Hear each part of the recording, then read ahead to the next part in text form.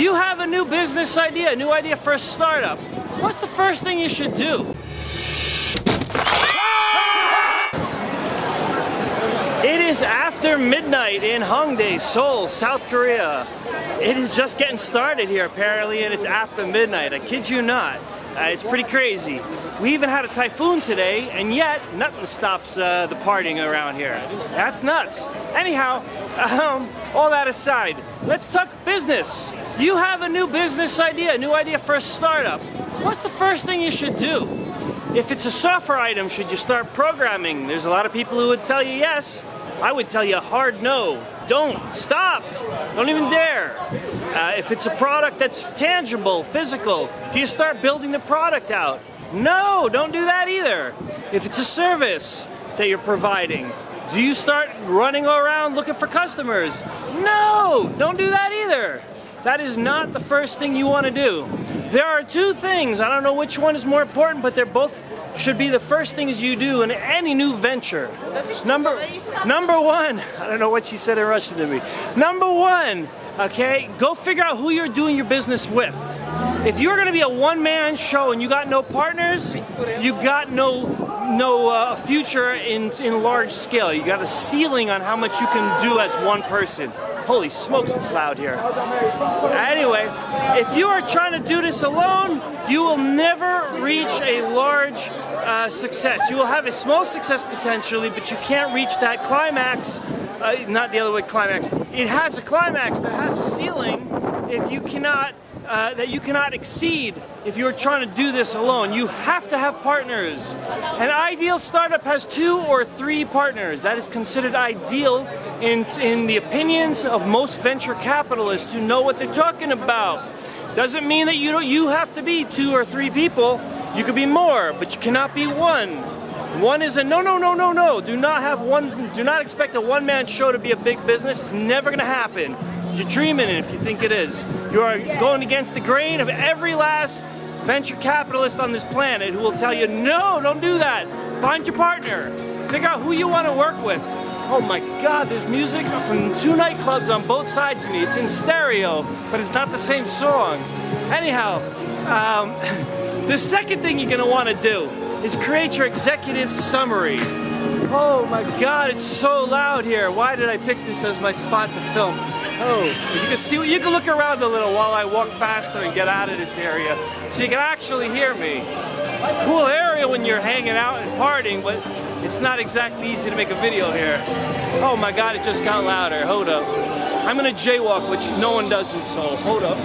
Hold up. New Yorker coming true, doing what you ain't supposed to do. All right.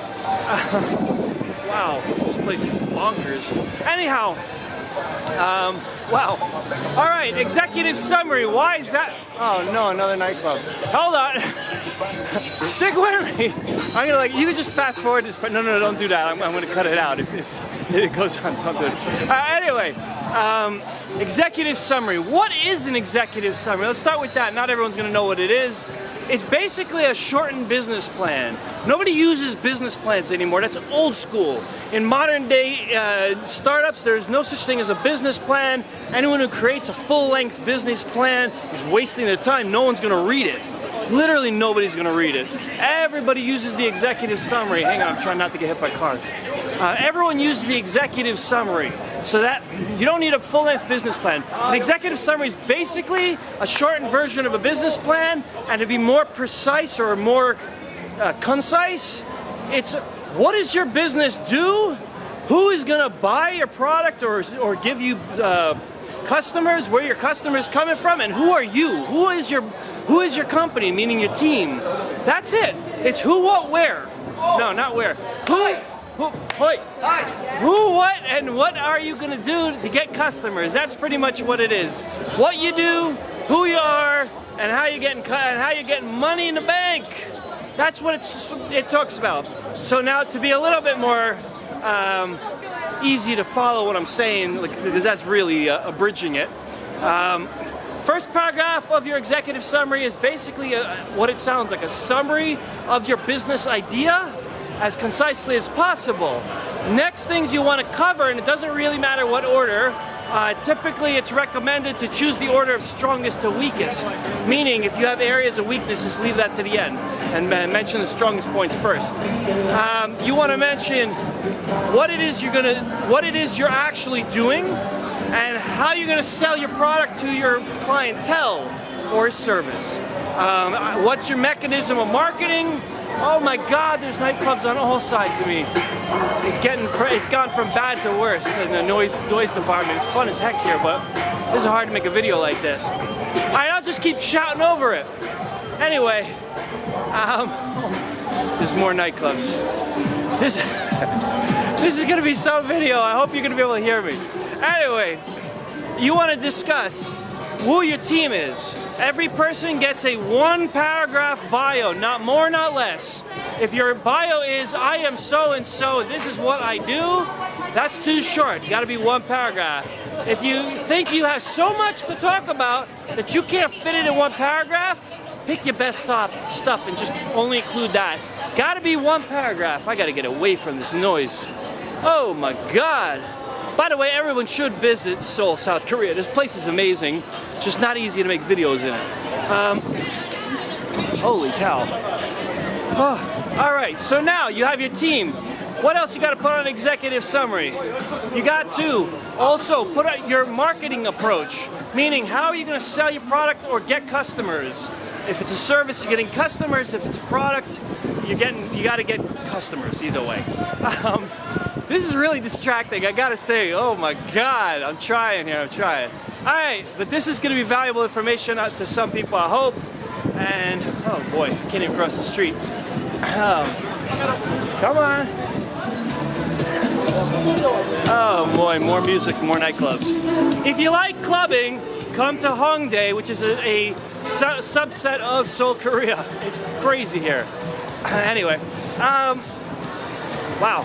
All right, so now you have your marketing approach, you have your team, you have a quick 1-paragraph summary of what your product or service does, and then you're pretty much set, essentially. Now, what you want to start doing is ironing out how you're going to get customers and how the finances are going to come in, because you have to have financial projections on there as well. Oh no, another nightclub. Oh my Lord. This is hard to film like this. All right, I might just jaywalk one more time. Ain't no one jaywalking, I'm only me. Alright, holy cow, can't escape it. There's more nightclubs down that way. This is one loud place to shoot a video. Holy cow.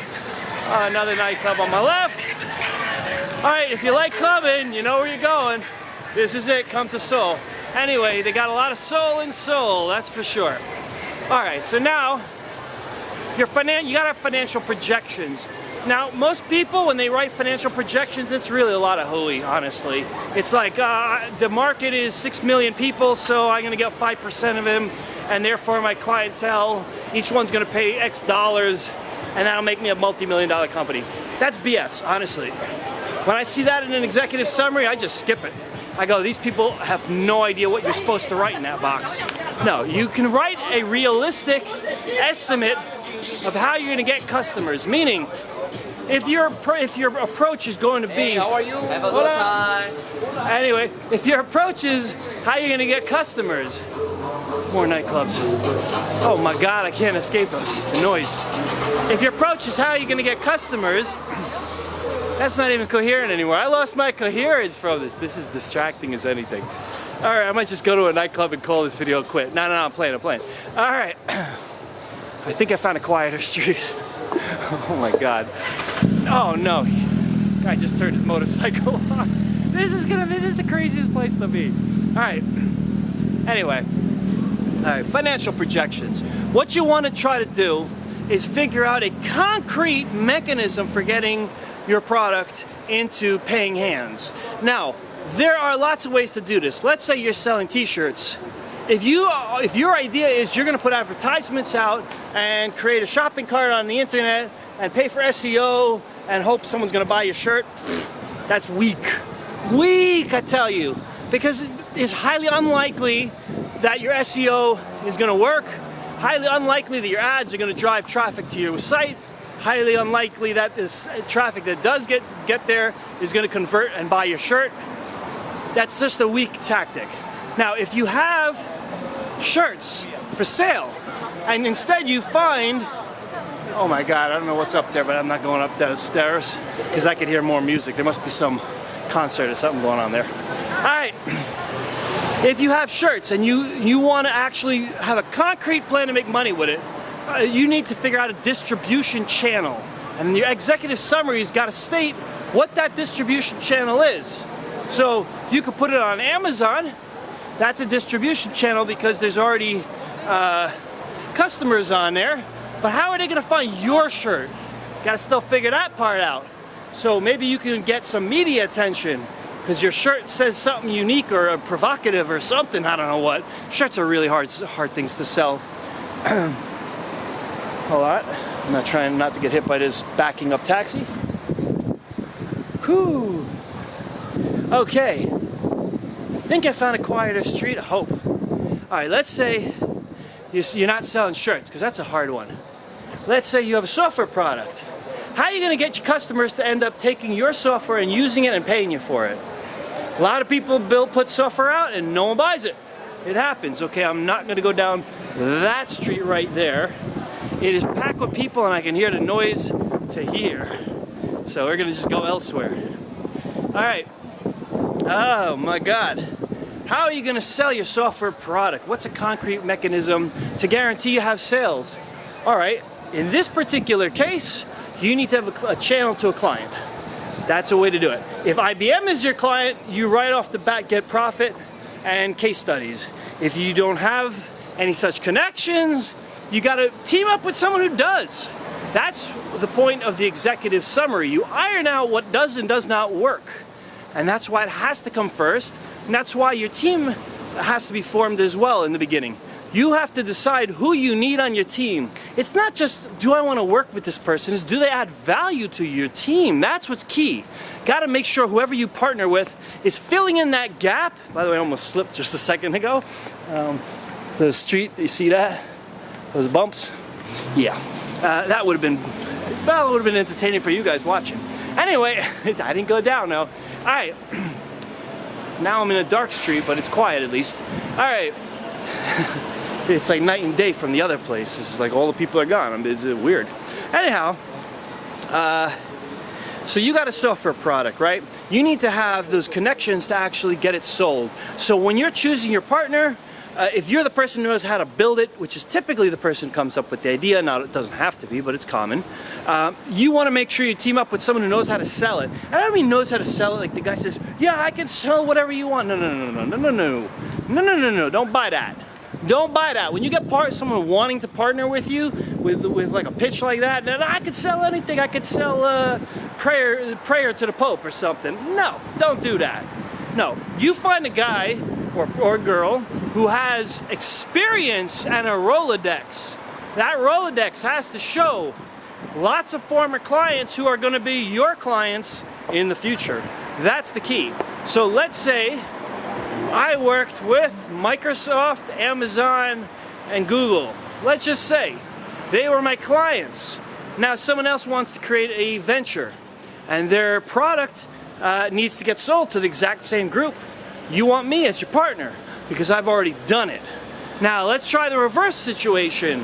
I never done nothing. I just came out of college. I didn't do nothing, but I'm very sure of myself. I'm sure I can. I think I can. I think I can. Choo-choo train cannot. No, doesn't work like that. You have to be partnered with someone with experience. If none of you have experience, then there are ways to make that work. The way to do that is to join something like a Y Combinator or some other startup accelerator, and they will help you and team you up with the right people. But that's a rocky start. And it's typically expected during college if you're doing that, because they don't really expect someone in college to have that experience, so they give kind of, I don't know, an extra boost up or something for those people. But if you are a grown adult, not in college no more, you really need to team up with the right partners if you want it to work. Okay, not just people you want to work with, which is very important, but people who will help you achieve what you need. Nothing sucks more than having a team who don't pull their weight, and then you're stuck doing everything and you can't delegate nothing because they can't actually do it or achieve it. Oh my God, there's someone singing in the street. Super amplified right over there. Oh my God, that is loud. Oh my God, I love Seoul, I really do. It's just really not a great place to shoot a video. Anyway, whew, all right. So now you have an idea. Financial projections. The idea is to figure out how you're gonna make money with your product. Concrete, that's what it comes down to. If you can't figure out concrete manner, not a bunch of if statements, if so-and-so happens, and we'll get XYZ market share, then you'll get so-and-so dollars. That's BS, that stuff doesn't fly. You need concrete mechanisms to sell if you wanna have strength in your executive summary. The reason that you do these things in an executive summary, you write how you're gonna sell it, how you're gonna do this. You don't wanna start a business and not know those things. You don't want to program for a year in your basement only to find out you can't actually get clients because you didn't think it through. You want to know how you're getting clients before you start doing the work and the labor, or if you're building a product before you put any money into the actual build of the prototype. This guy wants to just drive right next to me with his extremely loud exhaust. Lovely. Anyway, it's a cool car. Oh, that's why. That's an RS6? I didn't know they made an RS6. Maybe in, whoa. RS8? Oh yeah, that's an RS8. Okay, there we go. Anyway, you see some oh, this is gonna be interesting. Where are they gonna go? I don't know where they're gonna go, but it's not my problem. Hi. Hello. Hello. Anyway, bottom line is, you gotta figure, oh my God, this scooter, noisy exhaust from the Audi. Oh my Lord. Okay, bottom line is, you need to figure out everything on paper before you do any work. That's the core idea of an executive summary. It forces you to do that. You can't go out and get customers if you don't know where you're gonna go to get, how you're gonna go to get customers. You have to figure that out on paper before you're running, try to get customers blindly, running out, putting ads, spending money, whatever you're gonna do. No reason to do that. First, figure it out on paper. That's key. Your team needs to be on paper. Your whole business idea needs to be on paper.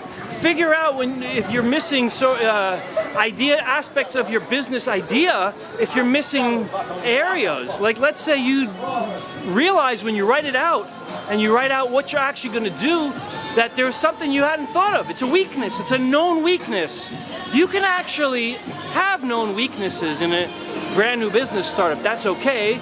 But if you can figure it out on paper, how to resolve them and create contingency plans, that's much better. So a perfect example would be, you create a product, it doesn't get users as you think it would. What's your contingency plan? What are you gonna do about it? Oh, well, you can also try to sell it to the enterprise sector and license it out, or you could try to create a subscription model because you couldn't get someone to buy it. Maybe they'll subscribe at 1/10 of the price per month. There's all sorts of channels you can do that. Your executive summary includes your contingency plans. This is the whole idea of an executive summary. What the heck was that?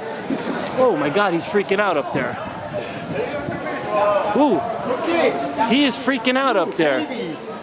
Get the boo. People are crazy here, it's so much fun. Anyway, the guy up there is throwing a temper tantrum. I don't know what's up there. What is that anyway? Roomhof soju. Oh, soju. Soju is the country's national liquor, basically. It's kind of like sake, but it tastes kind of like sake mixed with vodka. Weird. Anyway, it's quite good. It's just a weird taste.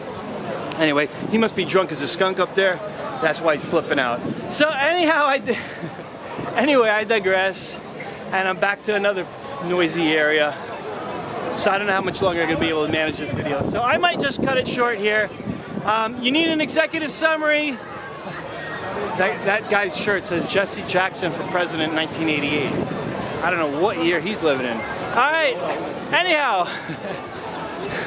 I think I'm going to cut this video short. You need an executive summary and you need a team. That's the first two things you should do. Doesn't matter really which order, as long as your team fulfills what you need and it's not just random people that you feel like building a business with. I have heard that, by the way, so many times. Two best friends get together and they build a business because they like working with each other. yeah, and that's not a good reason. That's important. It is very important that you like working with each other, but you both have to be able to fill in all the gaps. Typical teams start out with a CTO if it's a technical product.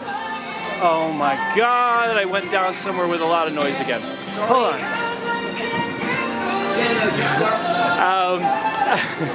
You heard me say that. That was funny. Anyway, so yeah, so your typical team, if your tech product is going to be a CTO, every business needs a CEO, and sometimes you can add one more person with a C-level title. CFO is common, Chief Financial Officer. Sorry, I didn't actually explain what they are. CEO is the president of the company. You need one. You absolutely need one. Someone is the CEO. I hate it when I see an executive summary and you see 3 people and they all say co-CEO. You're not co-CEO. One guy needs to rule the dang thing. All right? Don't even do that. Do not do that. You gotta have a CEO no matter what. All right? Next step down. Everyone reports to the CEO. Next step down is other C-level titles. CFO, Chief Financial Officer, can be useful if your business has a need for it. Not everyone does. Not every business does. CTO, any tech product needs a CTO. Chief Technical Officer. Sometimes they say Chief Technology Officer. Same thing, you know, 6 of one, half a dozen of another. You need those things. You cannot be without them. Sometimes if you have a 4th person who's also technical, you can make them CIO, Chief Information Officer, or you can make them VP of Technology, but that would imply that he is reporting to the CTO, meaning slightly lower down on the totem pole. So, hello. Hello. Anyway, so you definitely need at least 2 people. So if it's a tech product, it's concrete. It's CEO and CTO. There's no 2 ways about it if you're making software or any form of technology product. Minimum CEO and CTO, optional 3rd person. It's still ideal. You could keep going 4+ people, but then it's considered less ideal. It's not considered a deal killer though.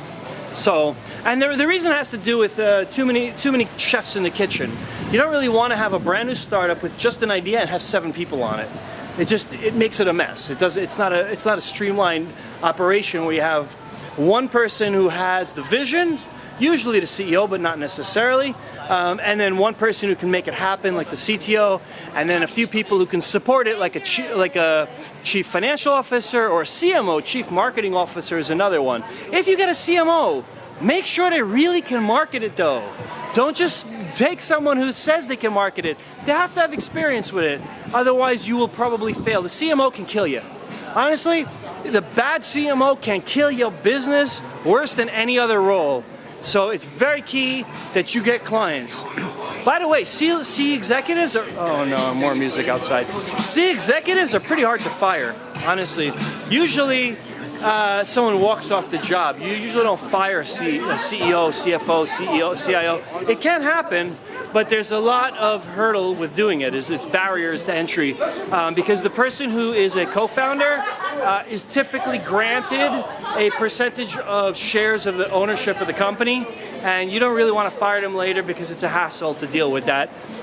If they walk away, no big deal, but you don't want to be firing them. So make sure you know who you're partnering with, and that person is someone you want to be with, and you like them, and they do what you need, not to find out later that they can't deliver, because that's what you really don't want. And I gotta say, on the same thing I said a CMO can kill the company, CTO can do the same if you get the guy who can't actually perform and get a product out the door. All right, it's so key that a CTO, Chief Technical Officer, can actually build a product and get it out the door, or get it built if you have a big enough budget to hire a team. So many times I've seen scope creep that is astronomical, where they say, I can build this in 3 weeks, and six years later, and they still don't have a product. That's exaggerating, but the idea still remains the same. Anyway, you can see Seoul is a lot of fun, not a good place to shoot a video. So I'm about done. All right, stay with me, keep watching my videos. Thank you all for the support. Likes, thumbs up, subscribe, do all that stuff. Send your love, be awesome. All right, speak to you later.